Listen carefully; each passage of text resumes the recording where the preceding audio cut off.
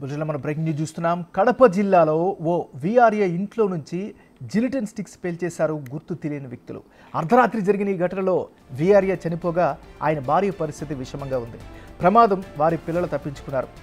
వేములు మండలం వి కొత్తపల్లిలో అర్ధరాత్రి వీఆర్ఏ నరసింహ ఇంట్లో డిటోనేటర్లు పేల్చారు గుర్తు తెలియని వ్యక్తులు. పేలుడు ఘటనతో వీఆర్ఏ తల్లి సొమ్మసిల్లి పడిపోయింది. పిల్లలు వేరే గదిలో ఉండడంతో వారు ప్రమాదం నుంచి బయటపడ్డారు.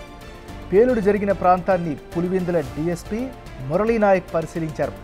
పాత కక్షలతోనే ఈ పని చేశారు అని భావిస్తున్నారు.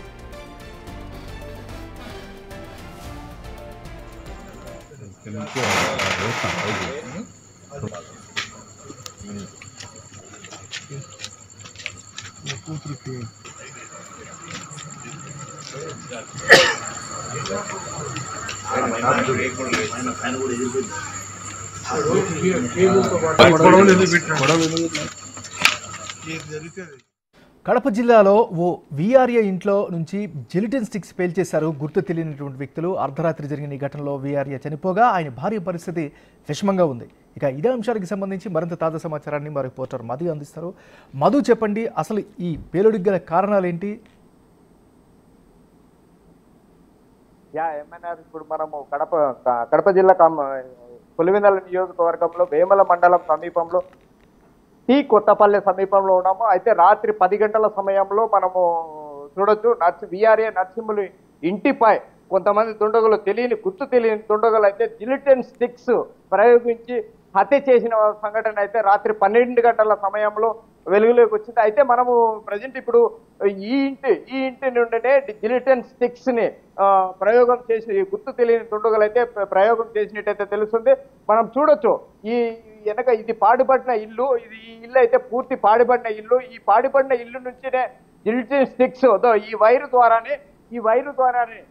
ద్వారానే జిలిటిన్ స్టిక్స్ ని పేల్చినట్టయితే తెలుస్తుంది. ఈ వైరు మనం చూడొచ్చు, ఎక్స్క్లూజివ్ గా మనం చూడొచ్చు. ఈ వైరు ద్వారానే ఈ పాడుపడిన ఇంటిలో నుంచి ఇక్కడ జిలిటిన్ స్టిక్స్ ని వేసి ఆ జిలిటిన్ స్టిక్స్ ద్వారానే ఈ ఇంటిలోకి జిలిటిన్ స్టిక్స్ ని వేసి ఇక్కడ పేల్చి ఏదైతే ఈ ఇల్లు చూస్తున్నామో మనం ఇప్పుడు నాగరాజు, అది ఏదైతే నరసింహులు ఉన్నారో వీఆర్ఏ, ఆ నరసింహులు ఇక్కడే ఈ బెడ్ మీదనే పనుకొని ఉన్నాడు. ఈ బెడ్ మీదనే పనుకున్న సమయంలో గుర్తు తెలియని దుండగులు జిలిటిన్ స్టిక్ ని ఇక్కడ వేశారు.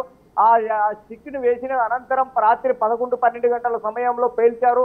పేల్చిన వెనకమ్మనే ఏదైతే ఈ పైన రేకులు కనిపిస్తున్నాయో ఆ రేకులు పై వరకు ఆ నరసింహులు మృతదేహం అయితే ఎగిసి పడినట్టయితే తెలుస్తుంది. మనం చూడొచ్చు ఆ బాడీ ఏదైతే నరసింహుల బాడీ ఎగిసి పడిన సమయంలో ఆ ఫ్యాన్ రెక్కలు కూడా ఇరిగినట్లయితే కనిపిస్తున్నాయి. అయితే ఇక్కడ లోపల ఇప్పటికే పోలీసు ఉన్నతాధికారులు అయితే చేరుకున్నారు. క్లూస్ టీమ్స్ అయితే చేరుకున్నది.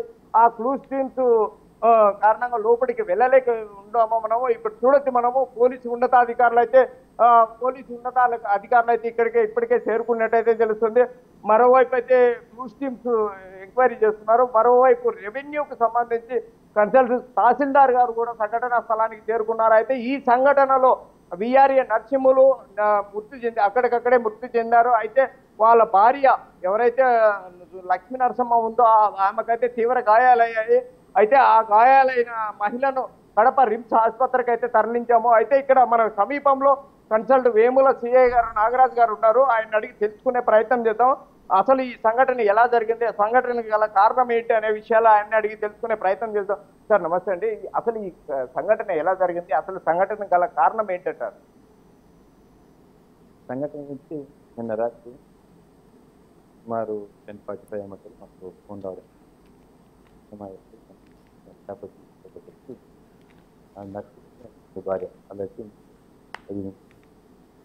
వాళ్ళకి బాగా అన్కాన్షియస్ కూడా ఉన్నారు.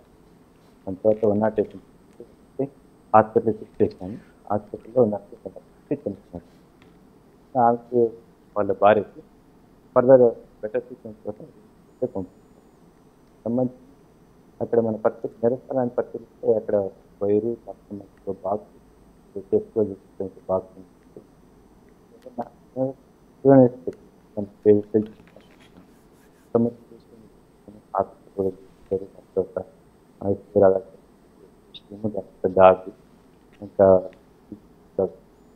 అసలు అసలు అసలు డిటోనేటర్లు పేల్చడానికి కారణం ఏంటి, అసలు ఆ డిటోనేటర్లు పేల్చి చంపడానికి కారణం ఏంటి? ఇంకా దీనికి సంబంధించి కంప్లైంట్ తీసుకుంటాం. ఫిర్యాదు వాళ్ళు ఫిర్యాదు ఇవ్వలేదు. ఆ ఫిర్యాదు క్రమ సంబంధంగా పూర్తి విషయాలు వేసుకున్నాము. కంప్లైంట్ పూర్తి అయితే అయితే అయితే మన నరసింహులు మృతికి గల కారణం అయితే కన్సల్ట్ సిఐ నాగరాజ్ అయితే అక్రమ సంబంధమే అయినట్లుగా గుర్తించినట్లయితే ప్రాథమిక నిర్ధారణలో వెలుగులోకి వచ్చిందని చెప్పి సిఐ నాగరాజ్ అయితే పేర్కొంటున్నారు. అయితే మరోవైపు అయితే గత కొద్ది రోజులుగా ఎవరైతే చనిపోయారో వీఆర్ఏ నరసింహులు అతని భార్యకి అలాగే గుర్తు తెలియని దుండగలిగి గత కొద్ది రోజులుగా గొడవలు జరుగుతున్నట్టయితే స్థానికంగా ఉండే ప్రజలు కూడా చెప్తున్నట్టయితే తెలుస్తుంది. మరోవైపు అయితే ఇప్పటికే ఈ ఈ ప్రదేశం ఎక్కడైతే సంఘటన జరిగిందో ఆ ప్రదేశాన్ని మొత్తం పోలీసుల ఆధీనంలోకి తీసుకొని ఎవరినే కానీ లోపలికి వెళ్ళనీయకుండా ఈ వాళ్ళు క్లూస్ టీమ్ తెప్పించి క్లూస్ టీమ్ ద్వారా ఈ సంఘటన ఏ విధంగా జరిగింది, అసలు డిటోనేటర్లతో సంఘటన జరిగిందా లేదా జిలిటన్ స్టిక్స్ తో సంఘటన జరిగిందా అనే విషయంపై క్షుణ్ణంగా పరిశీలిస్తున్నారు. అయితే మనం చూడొచ్చు ఈ లోపల నుంచి